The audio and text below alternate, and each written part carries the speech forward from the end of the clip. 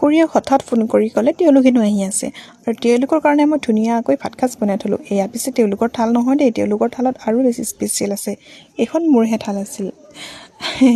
আৰু তেওঁলোকে খুৰাহঁতে মানে ভিতৰত খাবলৈ বেয়া পালে, ৰ'দ নাই যে, বাহিৰত মানে ৰ'দত বহি খাবলৈ ভাল পায়, তেওঁলোকে বাহিৰতে খালে। তাৰপিছত এয়া মই বাহিৰলৈ অলপ ওলাই আহিলোঁ আবেলি। সেয়া এইবোৰ চব পিকনিকৰ গাড়ী দেই ৰাইজ, দেখিছেনে? আমাৰ ঘৰৰ মানে সন্মুখত যিখন ফিল্ড আছে তাতেই সেয়া পবিতৰা ফিল্ডত গ'লে মানে গড় ম'হৰ উৎপাত যিহেতু, সেয়ে মানে তেওঁলোকে ইয়াতে শান্তিৰে খাবলৈ আহিছে। এয়া দেখিছে ওচৰত নদীখন আছে, যিহেতু পানীৰ সুবিধা আছে আৰু দোকানো আছে ওচৰত, বহুত সুবিধা, গতিকে তেওঁলোকে ইয়ালৈ খাব আহিলে।